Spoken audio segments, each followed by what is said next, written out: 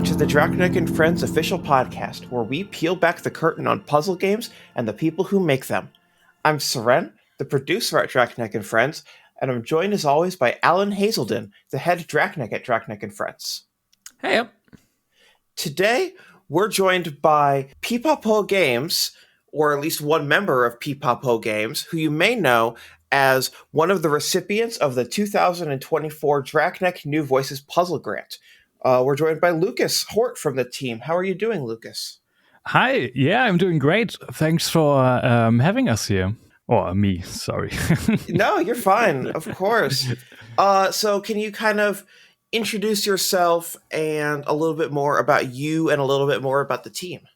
Of course. I'm Lukas. I'm the game designer and level designer at Peepaw Games, and I'm also one of the 4 co-founders.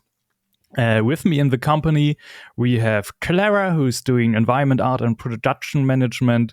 We have Laura, who's our art director, and we also have Annika, who's our lead programmer. And yeah, together, we've been working together for quite some time now and are working on our first commercial project at the moment, which is called Map, a game about maps, with which we got accepted in the Draknek puzzle grant. Yeah. Awesome. Can you explain to our audience what is Map, a game about maps? Like, what's it about? What are the philosophies of it? Just like really get into that. Yeah, sure. So in Map, a game about maps, you are part of a crew of adventurers looking for the legendary lost treasure, and you are exploring a vast ocean full of many different islands, and you're the cartographer. So it's your task to visit these islands first and make maps of them. You get tasks from your crew members like mark the position of an old temple, mark the position where a photo was taken, or maybe mark something out of a treasure hunt, and then you go onto these islands and start with a map only showing the outline of this island and nothing else. So you go around, explore the island, look for clues to orientate yourself, search for example, for the old temple. Once you found the old temple, it's all about determining its position as accurately as possible onto the map. So in the beginning of the game, you do this mostly by eyeballing and estimating, but over time you unlock more and more tools which help you to measure more accurately. For example, at some point you get like a telescope which can measure the distance to any point you can see, and then you get a divider tool, or sometimes it's called compass in English. So I don't know which word you normally use, but it's like this spiky thing you also use to draw circles, and then you can use that to transfer the distance onto the map. And in the end, you just place a marker pretty similar to GeoGuessr, and then you see how close the position you marked on your map is to the actual position of, for example, this old ruin on the island. And in general, it's pretty much a linear puzzle game in terms of progression and story. But the puzzles themselves are very open and very sandboxy, because you just get a growing set of tools, and then there's never just only one way of measuring or determining the position of the target you're looking for, but you can always just have a lot of creative problem solving and just think about, how do I want to find the position of this object? And that's one of the USPs of our gameplay, and also one of the biggest challenges when doing the level design for our project, because you have to like always keep in mind that you have like many possible solutions, but that you don't have one solution that always works. So you don't have any dominant strategies in the level design. Cool. And can you talk a bit about how you met each other and how you started working on the game? Sure. So we met each other at the Games Master in Hamburg. Hamburg is a city in northern Germany. And actually, 3 of us came from the same bachelor university, which is in Darmstadt, which is in the middle of Germany, which was a university or a study program called Animation and Game. So 3 of us already had like 3.5 years of game experience in university. And I always wanted to found an indie studio, and founded my first indie studio, or not. I don't know if you call that founding an indie studio, but after my bachelor, I already registered a company and released my first game, but that was financially speaking not that well. And I was thinking like, okay, how do I want to continue now after I've completed my bachelor? So I was thinking, do I either take on a job in the industry? Do I just try to quickly get some money as an independent worker? Or the third option, which was the option I choose, was I could also just, join this Games Master, which also has a focus on actually founding an indie studio, and just see if I can possibly meet some people there. And yeah, that's how I moved to Hamburg. And then I met, or we all met in that university. And that was actually because in one of the first lectures at our study program, they asked like, who is interested in actually founding a company? And we were some of the few that were interested. Then we did one smaller project together just to see if we work as a team. And that worked out really well. And afterwards, we started to work on our big university project, which actually was our plan to use that project and then release it as our first indie title commercially. But after working on it for around a full year, even though like we still had other university courses on the side, so it wasn't full-time work on it, we realized also just through talking to other indie developers here in Germany or here in Hamburg that our project was just too big and too ambitious for our first project. I mean, it could have worked, but we would definitely needed a publisher and first of all work on a prototype for quite some time, and then see if we can find a publisher, and then work on this project for like 3 or 4 more years. That just seemed on the one hand too risky for us, and also just too much of a commitment for that game. And so we decided to pause this project we were working on. It was a bit of a Hades-like, the project we were working on before. So it had a combat focus and boss fights, and also linear progression and story and all that stuff. And I mean, I think it's this thing you always tell yourself and always tell others, like, do a small project. Always keep the scope as small as possible. And somehow we thought that this project was actually quite small. But yeah, after a year, we realized it was actually a little bit too big. And then we started to brainstorm for quite some time to find a project we all enjoyed as a team of 4, and also a project that doesn't have the scope that big. And then after quite some time, we agreed on the base concept for MapMap. So when MapMap started, the only thing we had was this core gameplay loop of starting on an island only with the outline, and then just placing a marker and getting to the position as accurately as possible. And yeah, from there on out, we started to develop on that project. I think it's been a bit over 1.5 years now, I think. Like, I've lost a bit the feeling for time since we started on that project, but has been going quite well so far. We are currently getting finance through the city of Hamburg.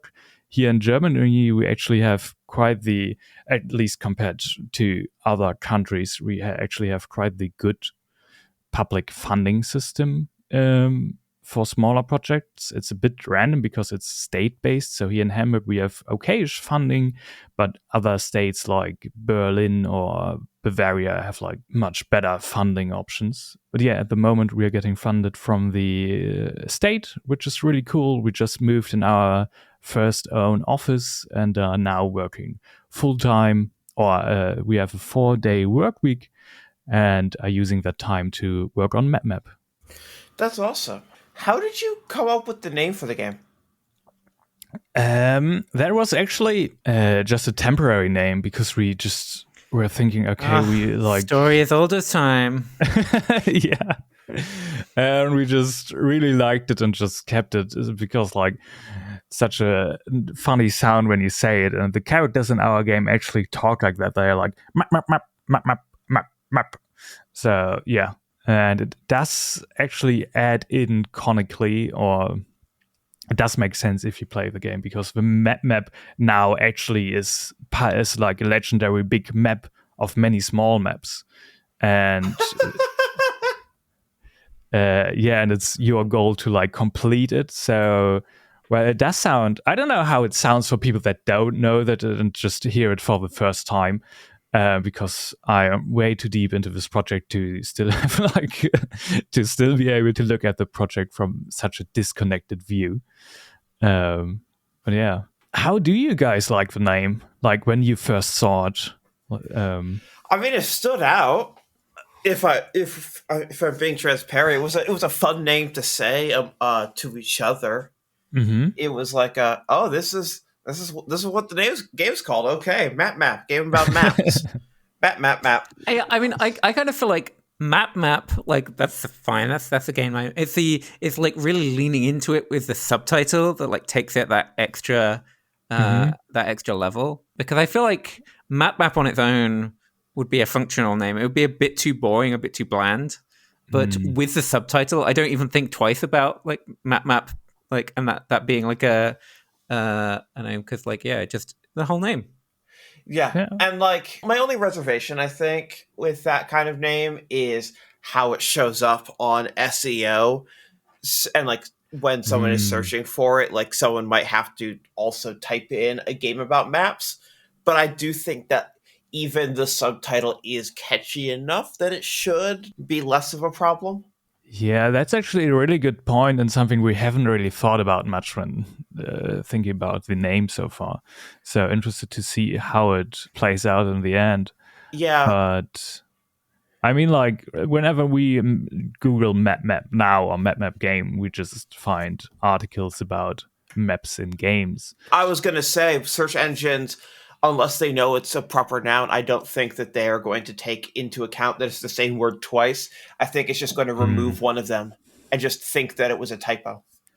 Yeah, possibly. Like, but then again, I think like just need to get like popular enough so the search engine realizes that people are not doing so many mistakes but are actually looking for it. But that's a marketing issue, and that's one of the big things we need to address now at the moment, to see how we actually reach our target audience with this project and see how many people are interested in playing map.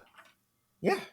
So digging in a little bit, I think, like, what is the design process of building out levels when cartography is the main mechanic? It's actually quite interesting, because when designing the levels, I want to make sure that they look like completely normal islands that you just want to explore. But once you've understood how the game works, you like see the world with a different set of eyes, because you think like before you understand how the game works or how it plays, you just see, oh, there's a nice tree, there's a stone, oh, and there's just a little mountain.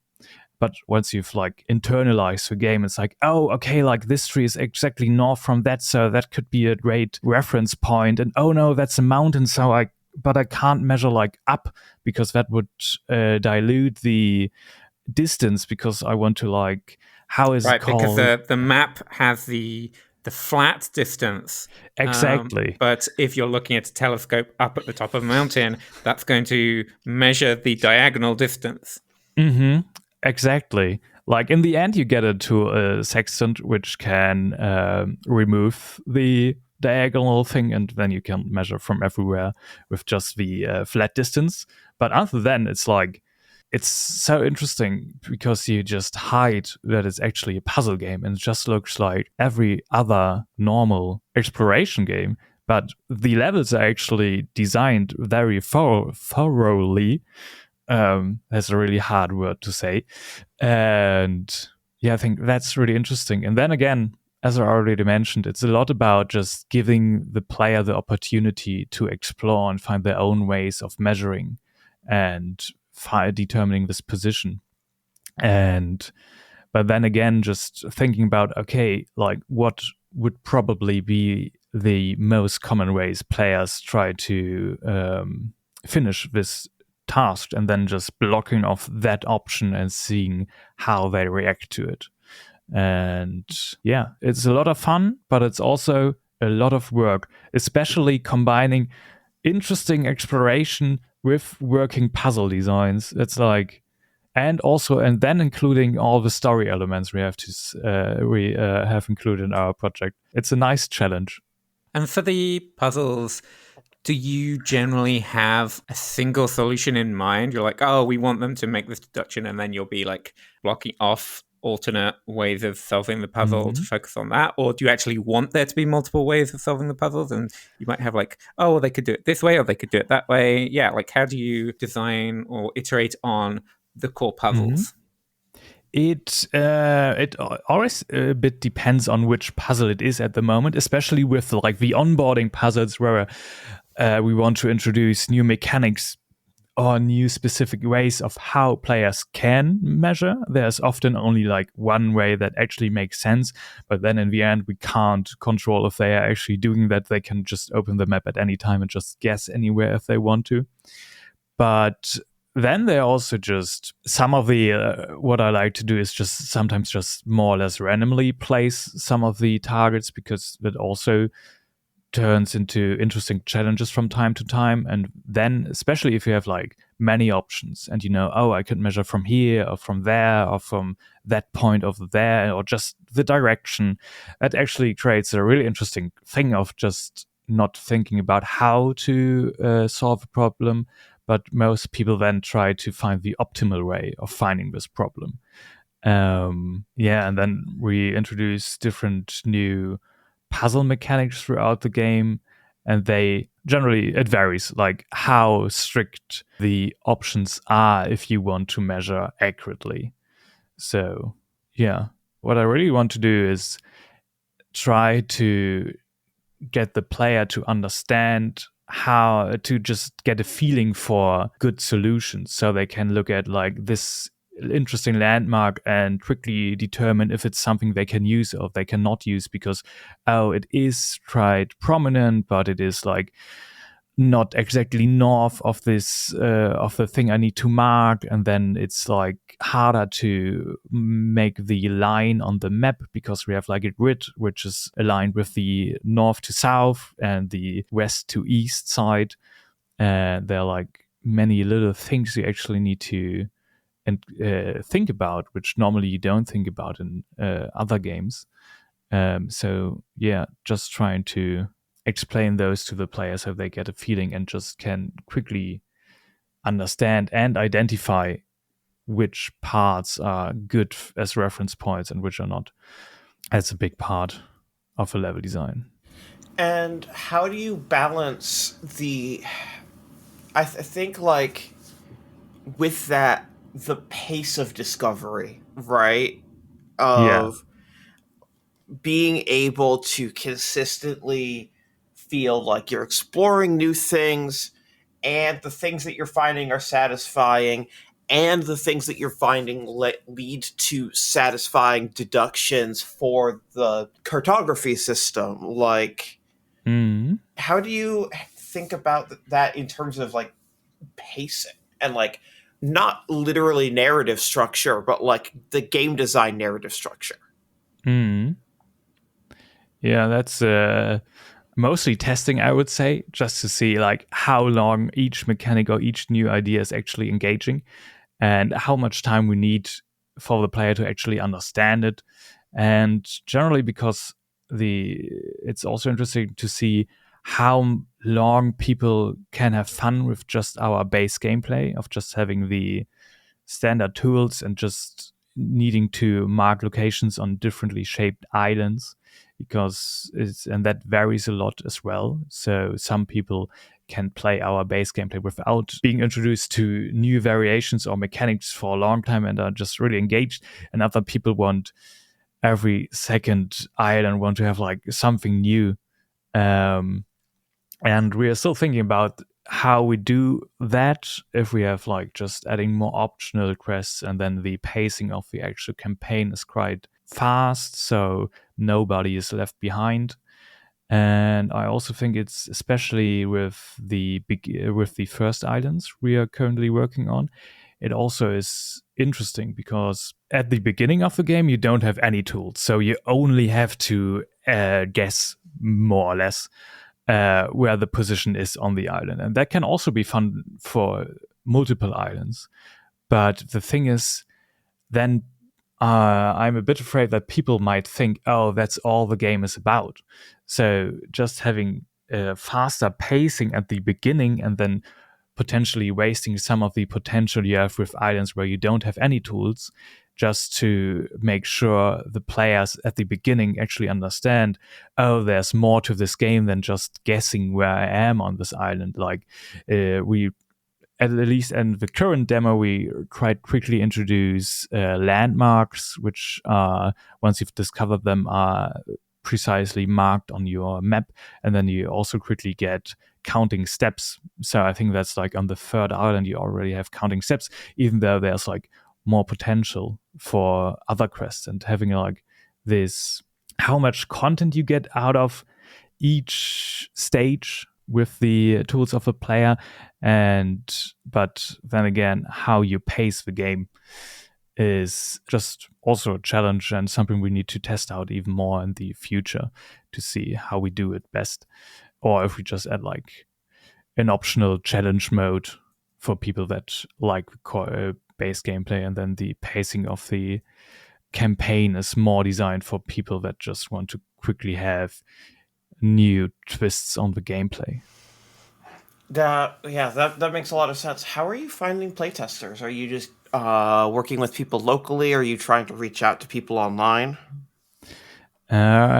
We are gonna start with like a more intense playtesting phase. So we're actually currently looking into how we can reach people that are interested in playtesting. If you are currently listening to this podcast and you are interested in playing or testing MapMap, feel free to reach out to us, because we are always searching playtesters, and especially like tissue testers that haven't played our game yet.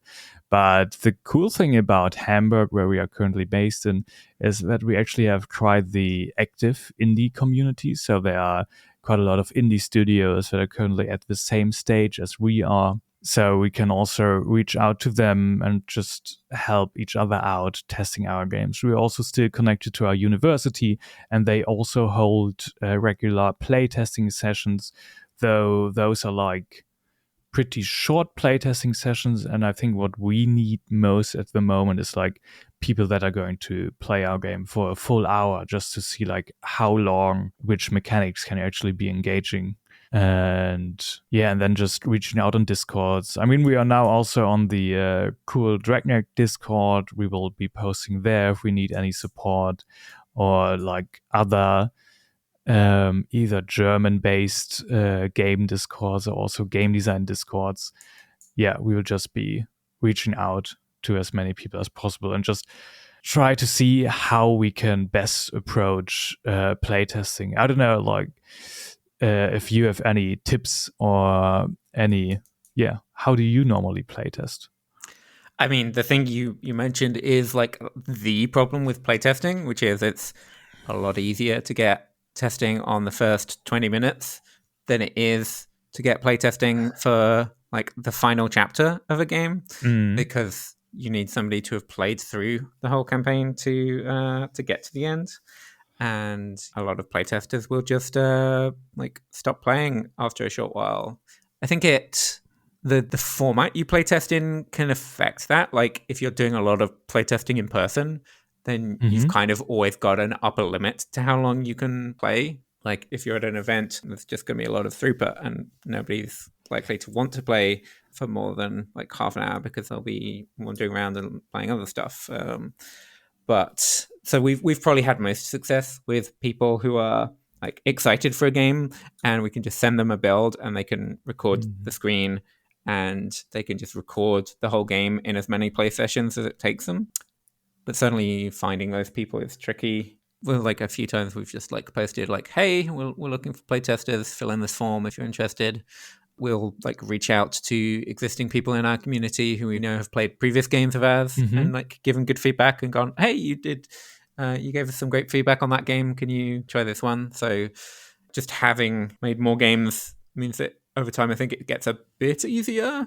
But at the same time, people are busy, and so you can't always rely on we had 50 people play that last game. Well, we'll definitely have 50 testers this time. And then also, even though it is always very hard to get someone to test the back part of a game, if you're overhauling how the onboarding works, you cannot go to any return play testers at all.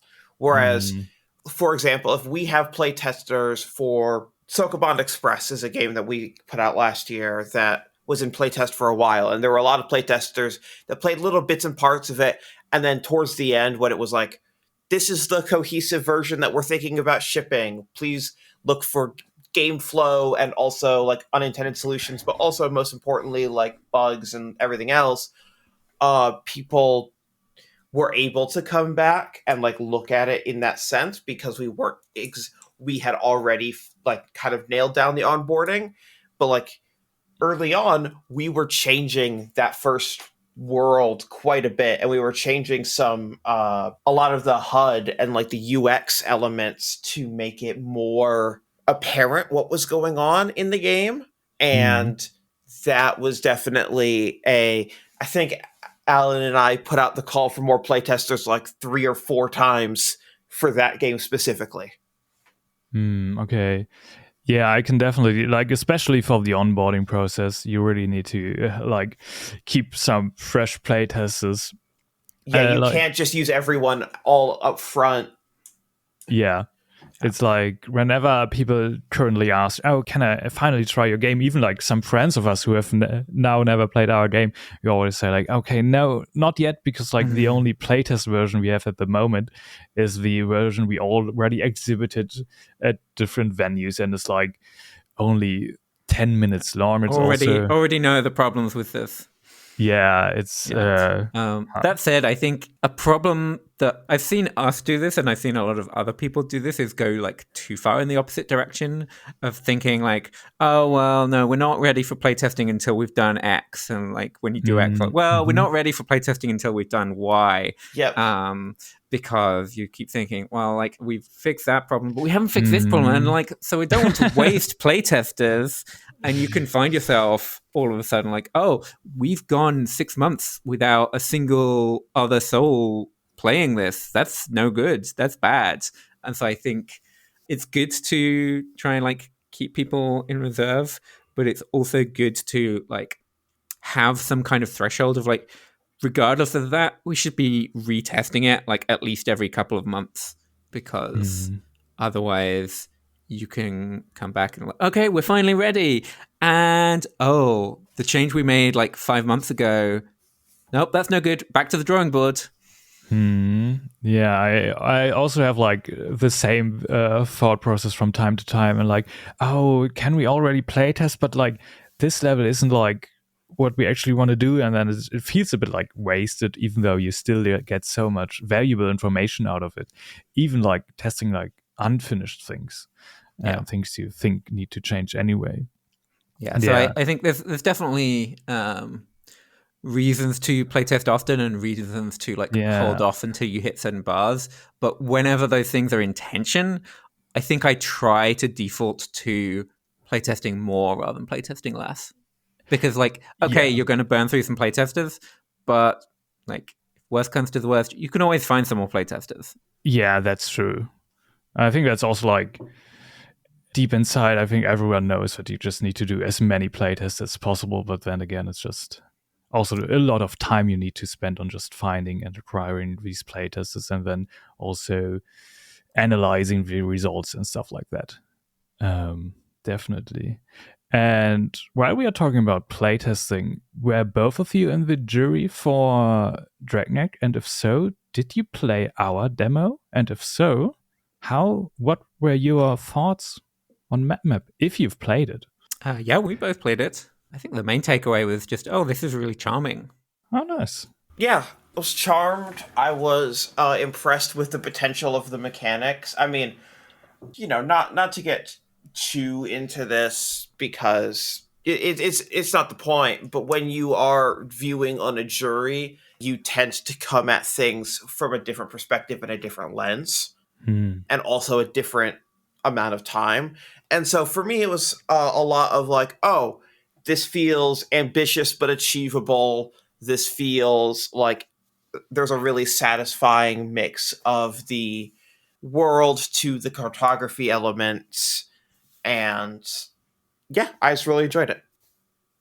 Nice. Did you see like pictures of it beforehand? Because one of the issues we currently have and are working on is that people see our game and hear what our game is about, but they can't really imagine what it actually plays like.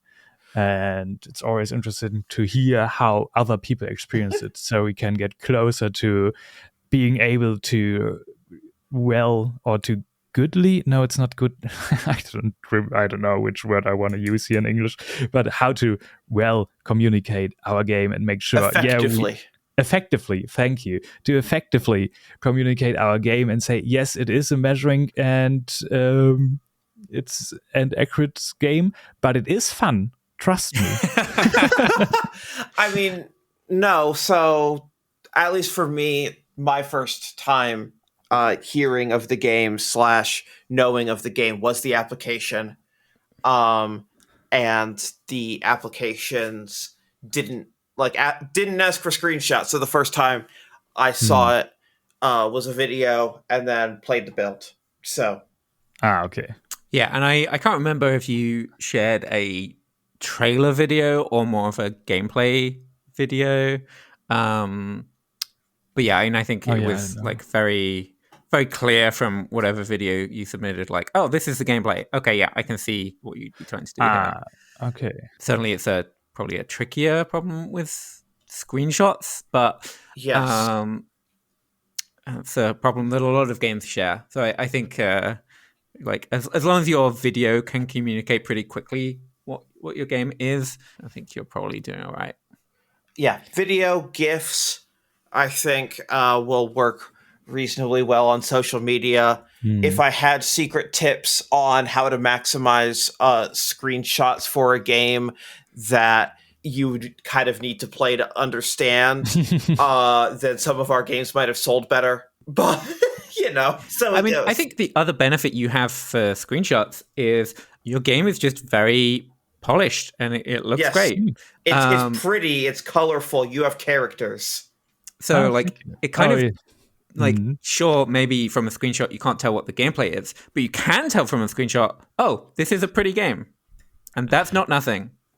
Yes, that is a leg up on other games in the thingy space.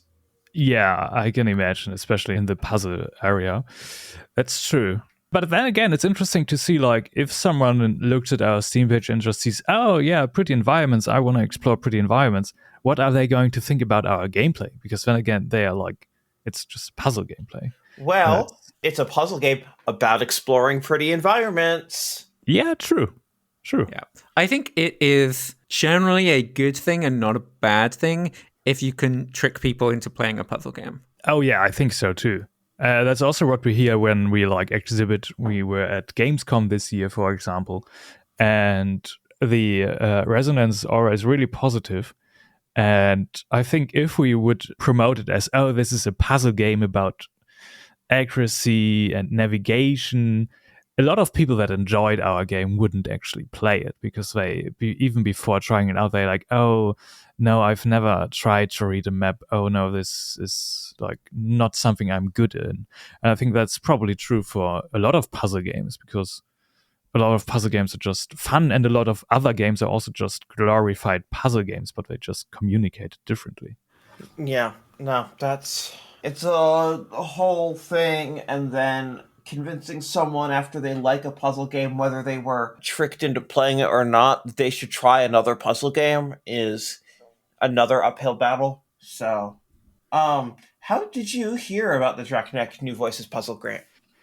That's actually, we heard it from someone who received the puzzle grant last time. It's Charts Between, I think? Yeah, Shards Between Us. Shards Between Us. Yeah, we met someone from that team at the Hamburg Games Conference.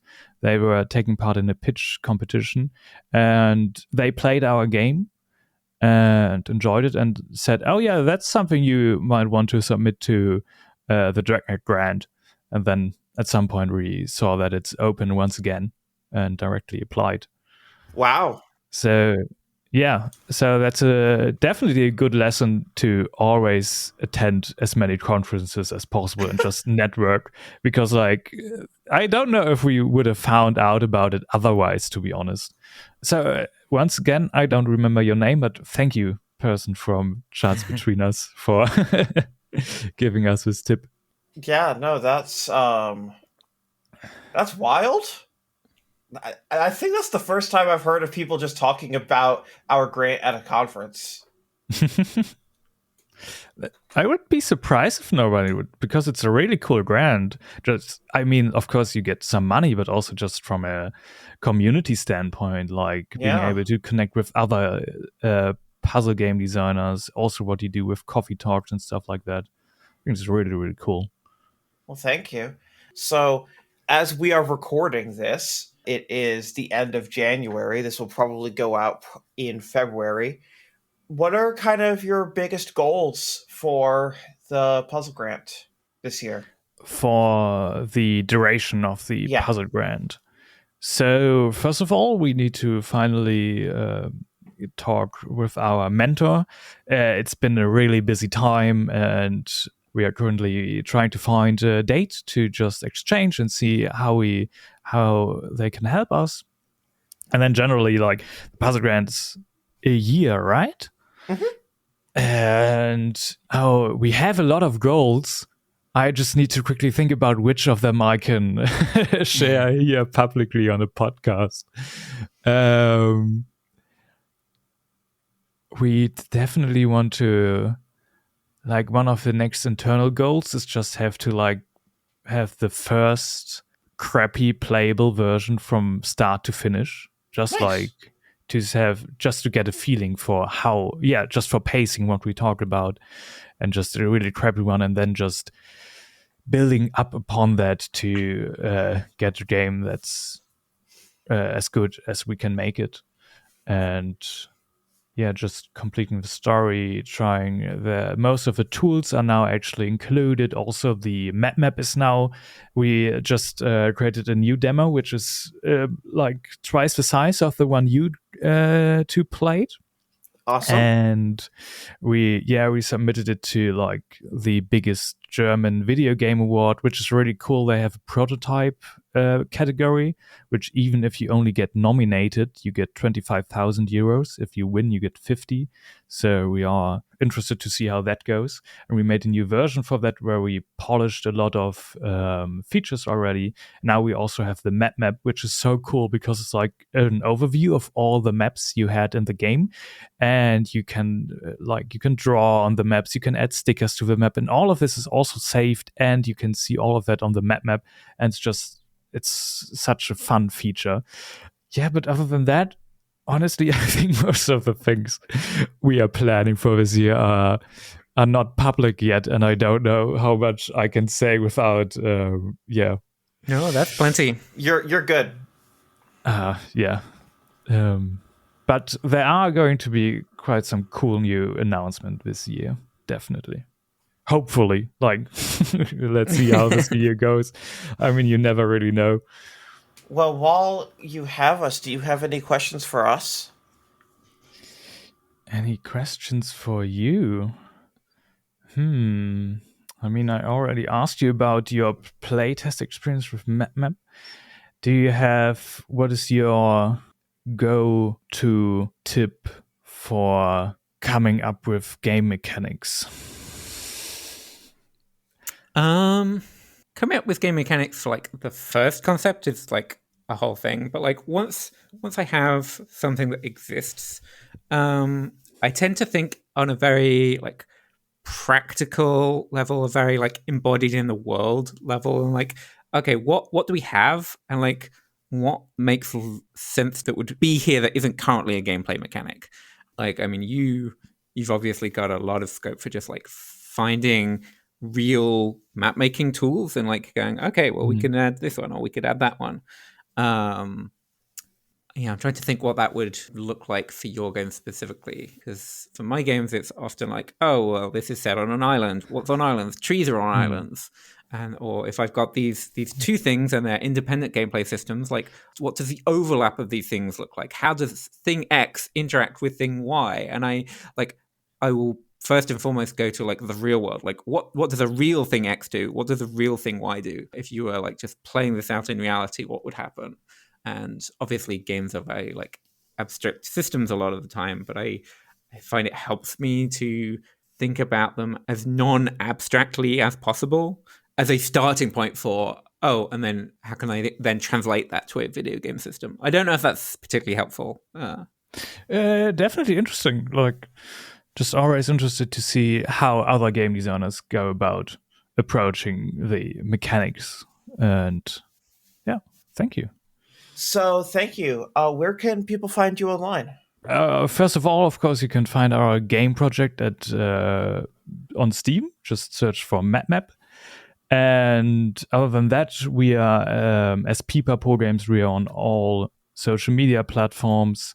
And if you want to get in touch or share your feedback or your ideas, feel free to join our Discord server.